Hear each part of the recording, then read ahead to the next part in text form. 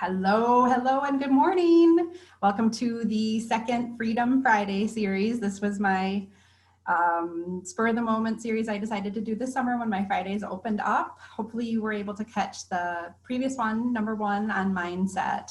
So much of what we're going to talk about is building on mindset. Today is, I think I titled it Eating for Optimal Freedom.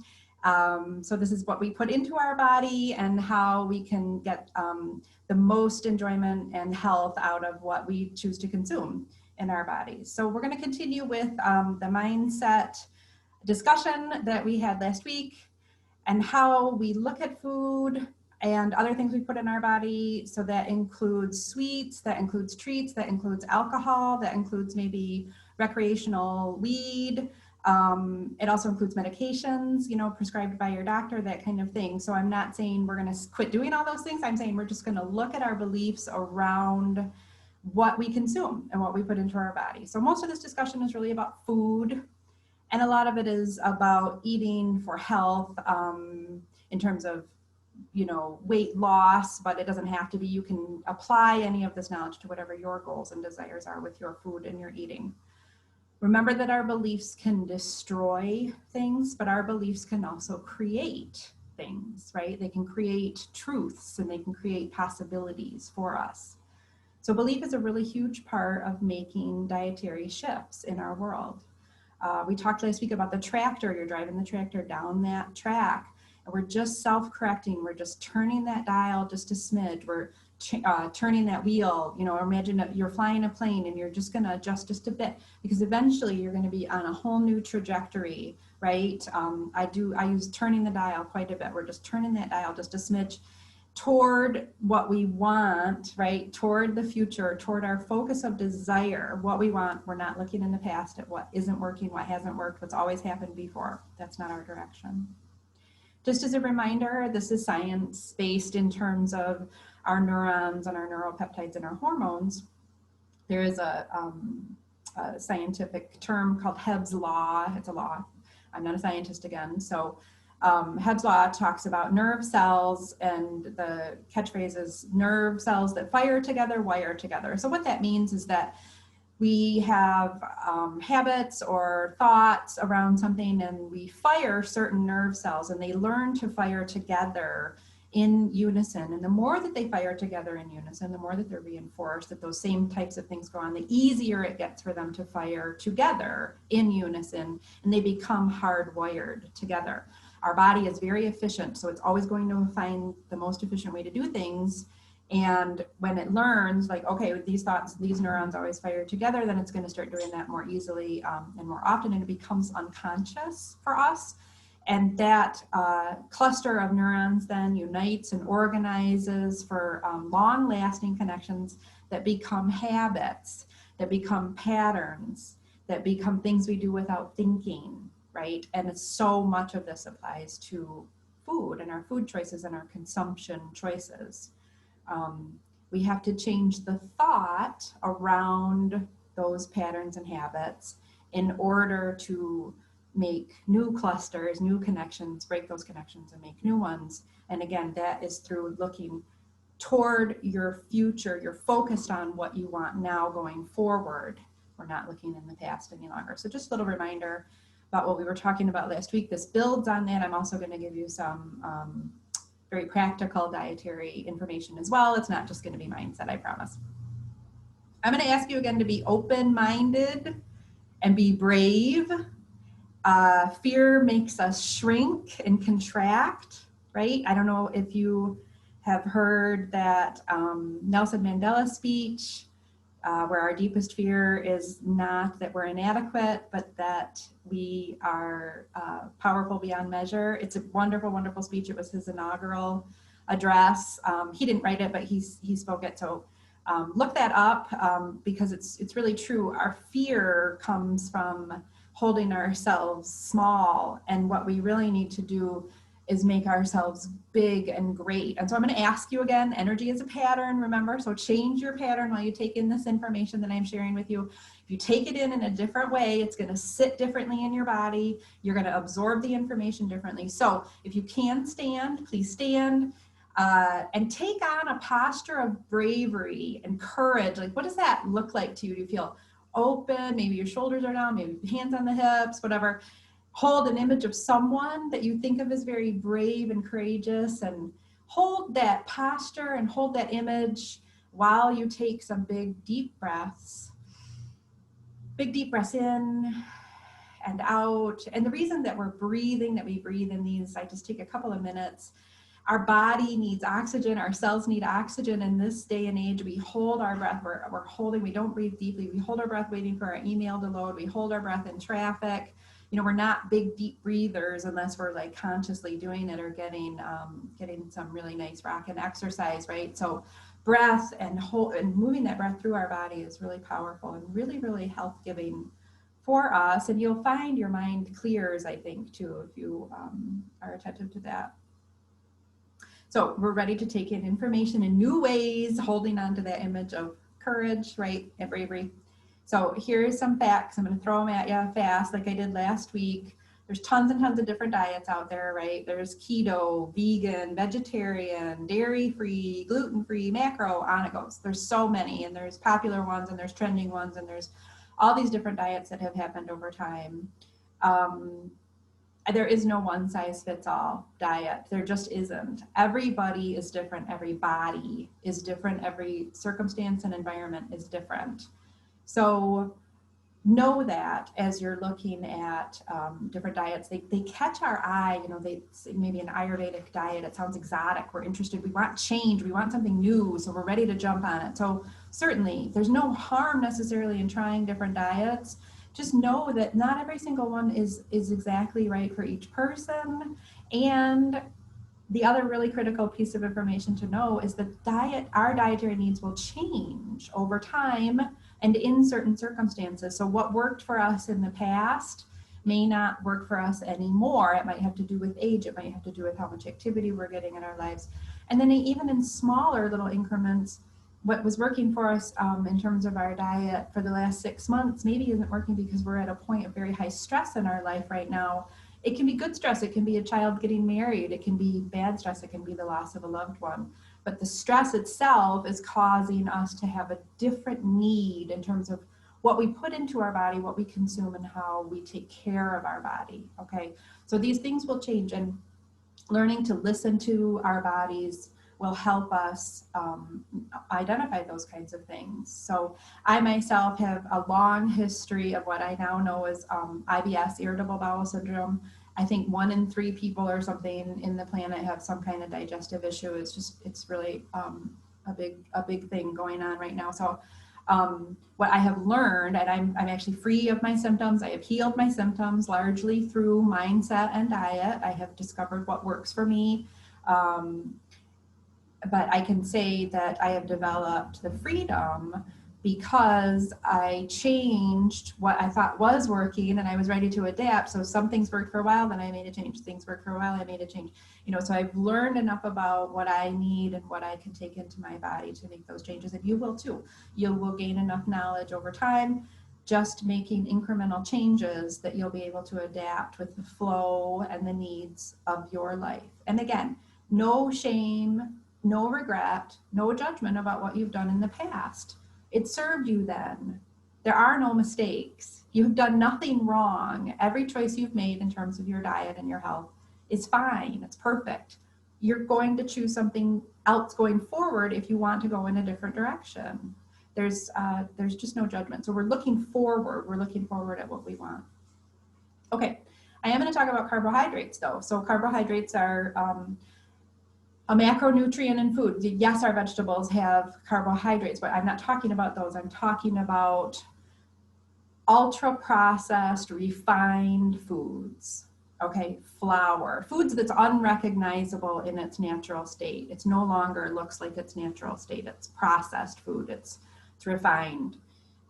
You don't know what it is necessarily by looking at it anymore. So breads, sugars, pastas, sweeteners, baked goods, syrups in our fancy coffees, soda pop. I'm from the Midwest. We call it, I don't know if we call it soda or pop, but I know different people in different areas call it different things. So though when I'm today talking about carbs, that's what I'm talking about. Okay. So we're not talking about carbs and vegetables. We're talking about these refined, unrecognizable foods that no longer look like what they were when they grew in the earth, okay? And the reason we're going to talk about those is because when we eat a lot of carbs, when we eat carbs, it creates a chemical process in our body where it spikes our blood sugar, and then that triggers an insulin response. Insulin is a hormone. We talked a little bit about insulin last week. And insulin tells our body to store energy and to hold. So that alone will help, will tell our body to keep weight on. Okay, that insulin is a messenger, it's a chemical messenger, and it's telling us to hold and keep that weight. So that alone makes us heavier. It keeps weight gain on. We're seeing a huge influx in what's called type 2 diabetes. It used to be called adult onset diabetes. It's not the same as type 1 where people have to take insulin. This is type 2 diabetes, and it is because of our diets. It's because of what we're eating, what we're consuming, those ultra refined foods. And the reason it's no longer called adult onset diabetes is because children are getting it now because their diets are poor. We used to only see it with the adults who were eating fairly gluttonous food over time, right? And so now we are seeing it in children because that's the food that's available to us in fast foods.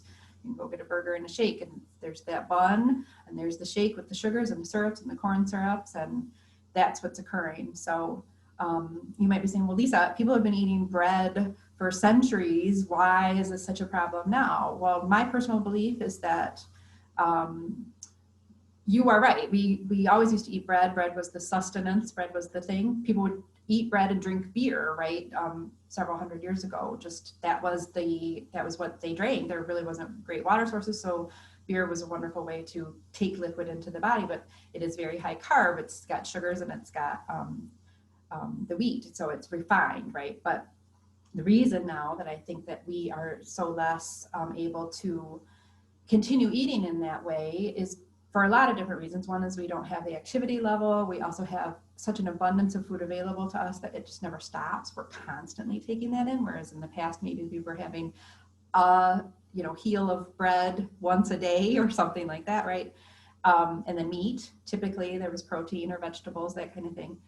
Also too, our wheats have been genetically modified, changed. That used to be quite short, and the gluten in it, I think, was thinner, or it was just less resilient, basically. But over time, for harvesting purposes, with our huge machinery and our apparatus, and the demand, the worldwide demand for wheat in every single thing, they've changed how wheat grows. It's quite tall, and so that gluten strand is much thicker and harder to digest, and gluten is an indigestible fiber anyway, basically, for the most part.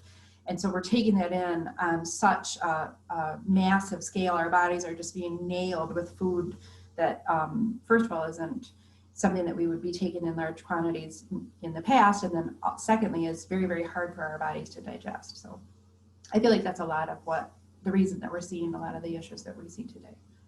So back to carbs. Carbs cause fatigue. High carb diets, they cause weight gain. I talked about that. They cause brain fog. They can cause heart disease over time if you're taking it in. And ultimately, it can lead to chronic inflammation. There's another buzzword, right? We talk about chronic inflammation. We hear about it all the time. Inflammation is the body's response to keep ourselves safe, to keep us protected. If you sprain your ankle or have a cut, the tissue becomes inflamed, and that's the body's healthy response to the wound or the injury. When it's chronic inflammation, the body is responding just systemically to possibly an unknown.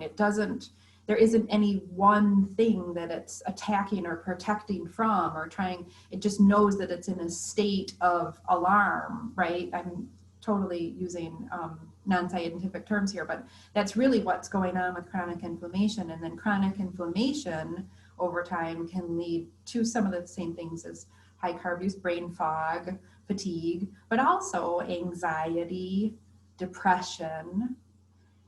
And then when we're anxious and depressed, we eat, and what sounds good? Sweets, cupcakes, a baked good, and that cycle just continues, right? So it's this very cyclical spiral. Totally understandable why it goes on.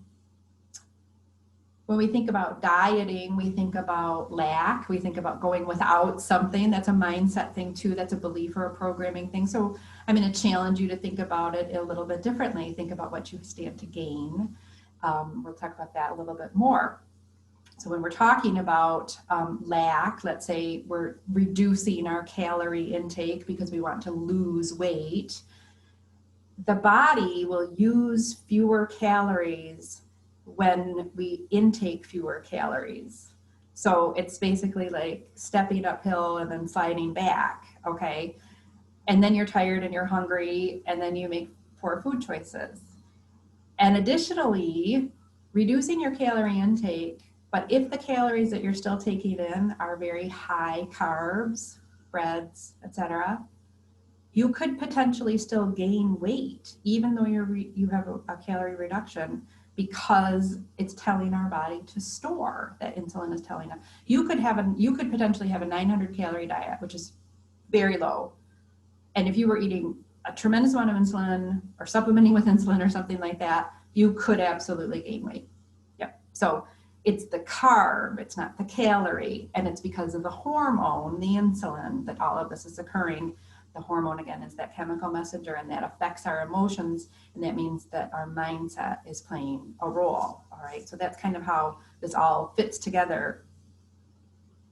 Other issues with chronic inflammation are certainly digestive issues. I mentioned IBS, just hugely rampant in the world. This is not an American thing. This is all over the world, all over the globe. We've got Crohn's disease, inflammatory bowel disease. There's other syndromes. So syndromes are not really identifiable with a blood test or something. So typically a syndrome gets diagnosed when everything else is ruled out, okay? So with irritable bowel syndrome, we rule out, I'm so bad at this, other like celiac disease or other things that you could diagnose with a blood test. And then eventually they go, well, it's none of those things, so we're gonna call it IBS, right? So it's kind of this class of unknowns. And there's other syndromes out there that are like that. And we're seeing an increase of those, and also autoimmune disorders. And a lot of that can be a result of what we're taking into our body. It's not entirely. Also a great deal of what we're seeing in the world today with those kinds of things are related to stress. Stress can absolutely wreak havoc on the immune system. And one of the reasons is that 70% of our immune system resides in our gut, in our intestines, in our bacteria. That bacteria, we all know about the probiotics and good bacteria, right? So those billions and billions of bacteria that live in our gut are forever in creating antibodies that increase our body's immune system and our ability to fight off infections. Infections are also a really big growing problem with chronic inflammation, a lot more susceptible to infection. So if we can support gut health, which we can do through diet and other ways, we then can increase our overall health. And of course, we have decreased our health over time, and it takes time to increase our health again, but we're going to do that with little incremental changes, right? The more variety and the higher quality of the bacteria in your gut, the healthier you will be. And I'm going to talk about some ways to do that as well. I just want to mention some of the reasons that we eat poorly. We are human, and we are habitual, and food is pleasurable. Food can make us feel good. There's no shame in that. There is no shame in that. We will eat for pleasure. We will eat for reward.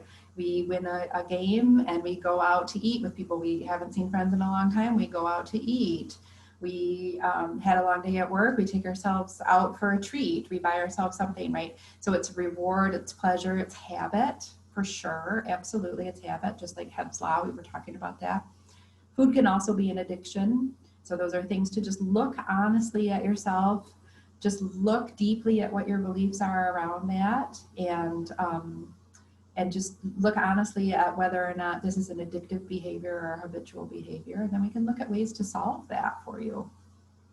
Sometimes we eat because we're dehydrated. So sometimes if you're like, why am I hungry? I just ate, noticing, number one, noticing like we did last week, that's key. drink a big glass of water and see if that hunger subsides, you know. We eat for emotions, for sure. It's comforting.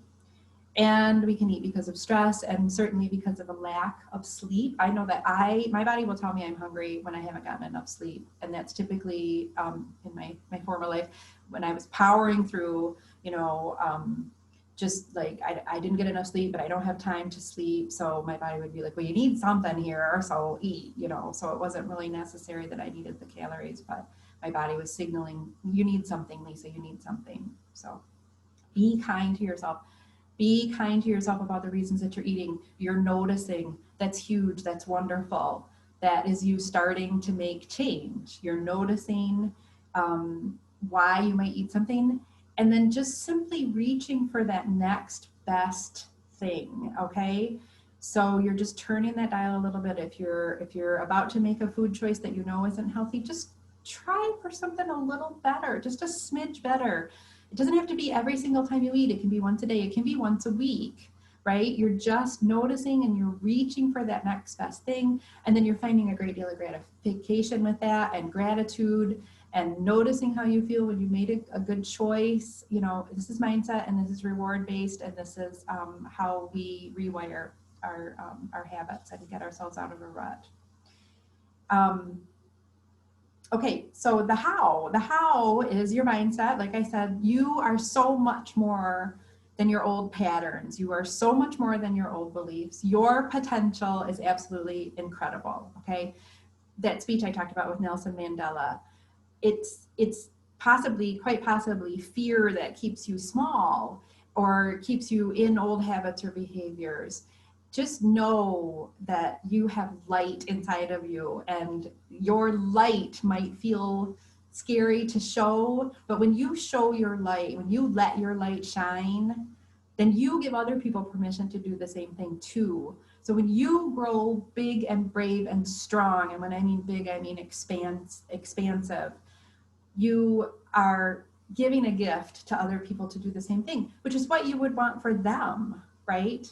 So start with yourself, right? So this is hard work. This is brave work with this diet stuff, dietary changes. It's such a long-term shift that we stand to gain, that it can feel like a long road when you're starting out, and starting is messy. You know, the starting is messy. We stop and we start, we stop and we start. We have all that self-talk. It's all a big jumble, but you're going to get there, and just keep focused on that image of that courage and that bravery, and remember that you're gifting this to other people as well. And also that asking yourself if your beliefs are true around the food that you're taking in. Are you being honest with yourself about your alcohol use? Are you being honest with yourself about your recreational drug use? Are you being honest with yourself about all those kinds of things? Maybe you are, maybe it's great. Maybe, is it serving you? You know, maybe all of those things serve you. So whatever your goal is in terms of dietary changes, in terms of consumption changes, you're just looking honestly at least at each of those pieces, and then we're making small changes from there. And you're not judging, remember, just future self going forward, and that there is no one size fits all. So you read about some diet that looks fantastic, maybe it'll work for you, great. If it doesn't work for you, it doesn't mean there's something wrong with you at all. It just means maybe we need to tweak that one a bit. Maybe we need to incorporate a couple different ones. I use a variety of different kinds of diets, right? Like some of them are trending, some of them are old from like the 1970s, and some of them are just like things that I know work for me, and they don't even have a name. It's Lisa's diet, right? So keep that all in mind. Some things you can try and just keep in mind. And I'm going to encourage you to make small changes. When we go from eating very high carb diets to a radical shift of just drinking veggie shakes, more than likely it won't stick. More than likely that will be such a change, such a radical change too quickly that it won't continue, and will fall back into old patterns and then feel like a failure and then cycle down, etc. So I'm going to just encourage you to take on 1 or 2 changes, maybe one thing a day, maybe one thing a week, maybe swapping out one food, looking at your beliefs. Maybe you're just really working on your mindset around it. So just go slow with it. It's to your benefit. I know sometimes we get eager and we want to just jump in feet first, but if we repeat that and then we fall down, then maybe going slow is more beneficial. So consider going low carb or no carb in terms of processed foods. And if you're seeing that you're eating a ton, you're like, oh my gosh, what am I going to eat? Then you're starting slow, or you can reach out to me and we can come up with a dietary plan for you kind of over time, you know. Fasting. So fasting, this is just simply taking a break from food. It takes a great deal of energy for your body to digest food. And when you can give your body the gift of not digesting, a lot of really good things can happen. A lot of your gut bacteria will regenerate, your immune system will regenerate in there. Probably regenerate's not exactly the right word, but it'll just, it gives it the oomph and the replenishment that it needs. There's intermittent fasting that works for a lot of people. I myself will fast for long chunks of time. So I do that for gut health. That's not for weight loss. That's strictly for my gut health. So maybe 36 to 72 hours I will do. Maybe that's not long to some people, but it is to me. And fasting is a whole nother area. We could do a whole webinar on that, but just know that that's an option. And the point is that you're not snacking constantly throughout the day. Now, if you have IBS, if you have something where you just feel like you do better just keeping food in you, I understand that. I will tell you that fasting was a huge part of my healing from the symptoms of IBS. So, you know, we can talk more about that too if you have IBS or if you know somebody that has it. Certainly, I'm happy to share what has worked for me. But fasting in general is really good for the mind. I'm so clear. I have so much energy when I'm fasting, and I just have a ton of time. It's amazing how much time goes into preparing meals, shopping for meals, cleaning up after a meal, you know. So that can be a really nice thing too. Exercise, of course. Exercise from walking, simply going on a walk, doing some floor work, doing some stretching, to hiking, biking, swimming. Weightlifting is an excellent, excellent way to increase your activity level as well as lose weight.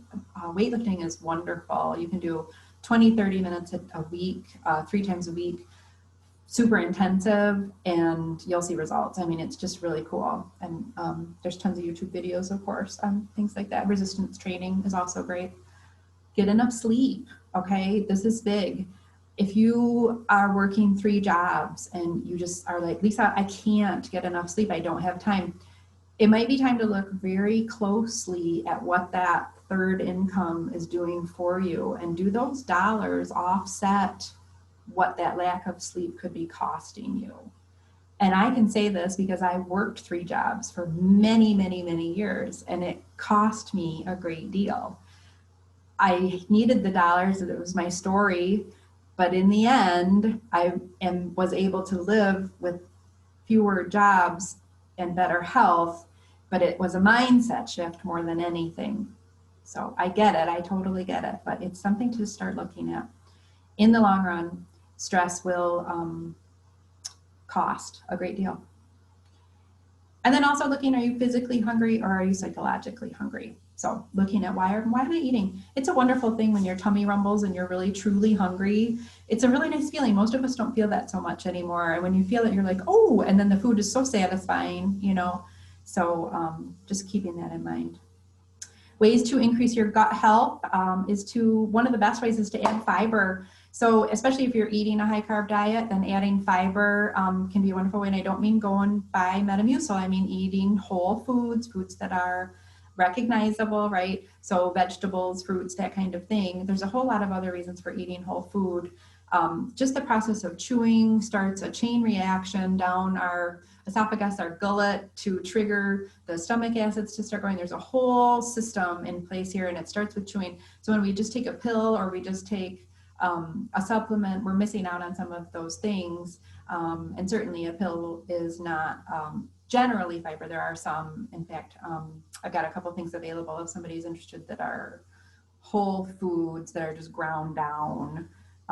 So they do have some fiber, but typically speaking, we want the whole food. I would always encourage the whole food as much as possible. That means the food in its natural state. But if you haven't been doing that, go slow. Okay, you don't want to add a ton of fiber because you could either end up constipated or with, horrific diarrhea. So just go slow, add a little bit at a time. And a couple great ways to add fiber to your diet is to eat oatmeal. Avocado is a great way. It's got some fat, but the fat is good for us. We know fats are good for us. Fats not being good for us is a bit of a non-truth anymore. More on that. There's different kinds of fats, but again, if you're looking at foods that are natural in fat, then those tend to be just fine for us, and our body uses fat very efficiently. And chia seeds. So remember the little chia and the statues, and we could grow hair on it with the chia seeds, or I've seen like the Duck Dynasty beards. Well, you can eat those chia seeds, and they're wonderful sources of fiber. They've got calcium and iron and a bunch of other stuff. They're just a great food source, and all you need is like a tablespoon. You can make it, you can add them to your oatmeal. You can put them over your salad, sprinkle them over your salad, or you can even sprinkle them on a sandwich if you're still eating a sandwich. That's totally fine. You could add them into your mashed potatoes. You could, it just depends on what you're still eating in your life, but different ways of adding fiber. We're strictly adding fiber because what that does then is it increases the variety of bacteria in our gut and supports our immune system and gives us greater health, right? And then the last thing too is I'm going to say hydrate. If you're drinking pop, try drinking a glass of water instead of or before you have another glass of pop, that kind of thing. If you're just not drinking a lot during the day at all, set a timer on your phone. Try to just start increasing your water intake, okay? So this coming week, hold a clear intention of what you want. Skip how, don't worry about it, just look at that future. What is it you desire? What do you want? What is that image that you're shooting for? Hold that, bask in that image, and don't worry about how, just hold that image and work on that every single day. Just hold that image and think about how it makes you feel. Think about what your life would look like with that image. Just let it just sink in and seep into you, that image that you desire. And lastly, find things that you like about choices that you're making right now. What are some things you're doing right now that you like, that you know are healthy, that you know are good for you, that you don't want to change? And when you notice those kinds of things, I guarantee you'll find other things that you can supplement into your life too. All right, that's it. I went a little over. It's 10:32. I promised you guys the Monday mindset. I'm going to do that this coming Monday. I just didn't get to it, so you'll get those weekly. Those are just little short video clips of nature shots I've taken that kind of just give you a moment to reflect, and a little blurb that I write up. If you don't like them, you can unsubscribe. Next week, Friday, is the third Freedom Friday, and I'm talking about creating your authentic self-care routine. And the key is your. So this isn't just a generic, this is for you to develop your own authentic care routine. And if you have any questions, I'd love to hear from you. And I loved all of the feedback I got from last Friday. So thank you so much to all of you who reached out and shared your feedback. And if I can answer any questions, just let me know. Just reply to the emails. Have a great day, everybody.